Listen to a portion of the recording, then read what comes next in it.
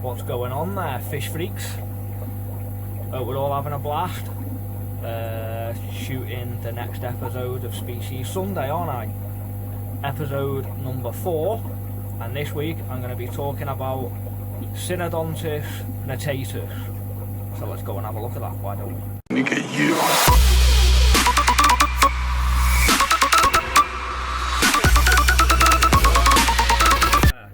Welcome to episode number 4.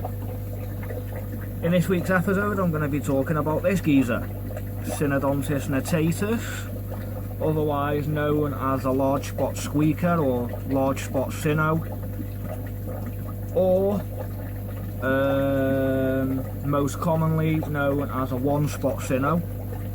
Can't tell you why anyone would call it a one spot syno, as this one has a total of 5 spots, 3 that side and 2 on the other.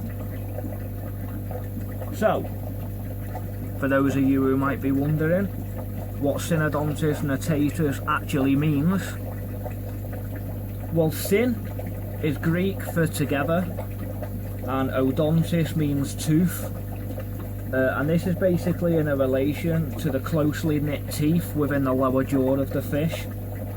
Notatus means noticeable, so basically in simple terms, this fish's name means that it's got closely knit teeth within the lower jaw that are noticeable when looking closely. It's quite a cool meaning name, if you ask me.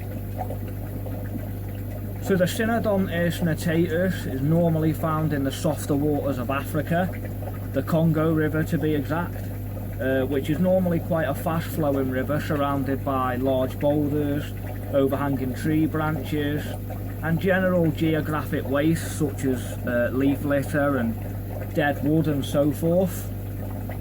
The Congo River Basin is home to hundreds, possibly even thousands of species of fish. The Synodontis Notatus isn't the only species of catfish, obviously.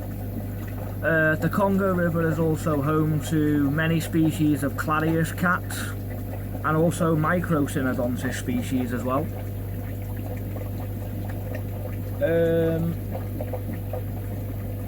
Just to give you a few facts on the Congo River, it's the second largest river in the world, the first largest being the Amazon, which probably comes as no surprise to most of you.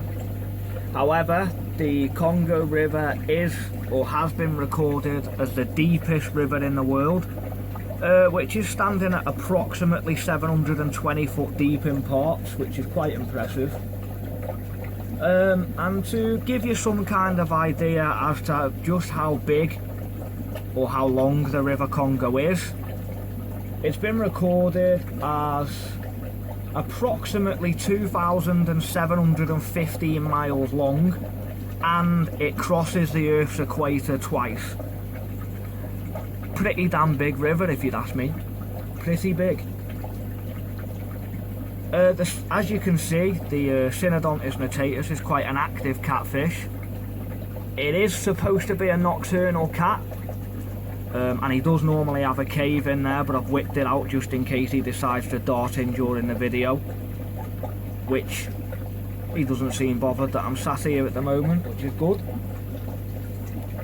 So with him being normally a nocturnal cat, it is, you know, it's really nice to see him out and about in the tank, as many people tend to buy catfish due to the way they look.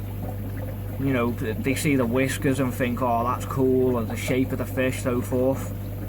But then they end up complaining that they never see the bloody fish. That's probably because they never researched before buying it. So, if you want an active catfish that's got a good size to it, Synodontis Notatus is for you. Now, even though it is a nice fish and it's very active, as with most things in life, it does come with its issues, size being one of them. It can reach up to 12 inches in length, that's total length, nose to tail, and it is a predator, so it won't think twice to munching off your lovely neon tetras and guppies when all your lights are off and they're in a frantic matter. You can say goodbye to them. Another worthy note to this little profile is the fact that it has very, and when I say very, I actually mean very sharp spines. You can just see the tip of one spine there on the dorsal, if it focuses.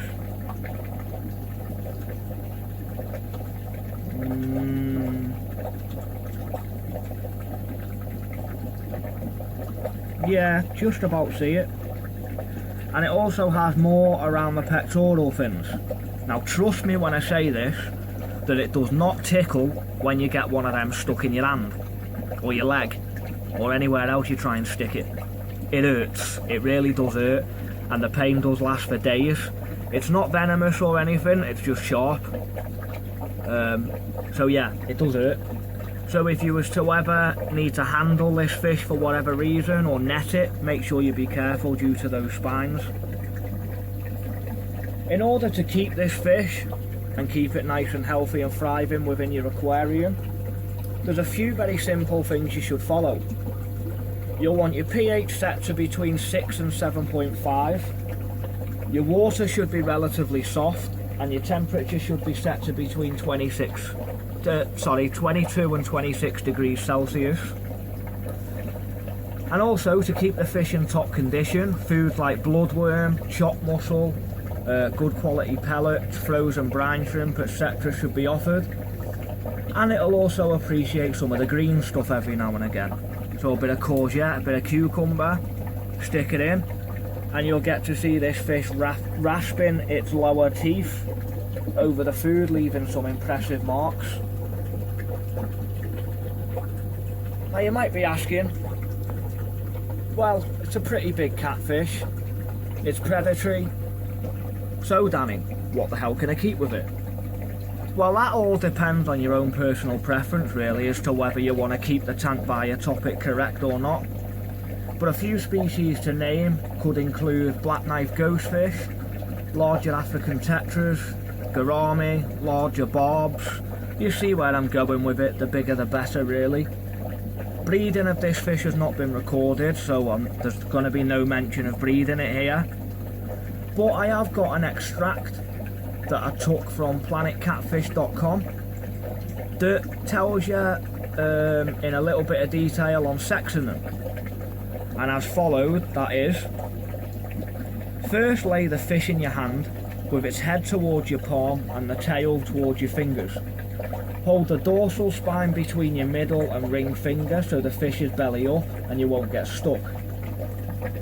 The genital paw is in a small furrow of tissue and will be obstructed by the pelvic fins. Where's he got? There he is.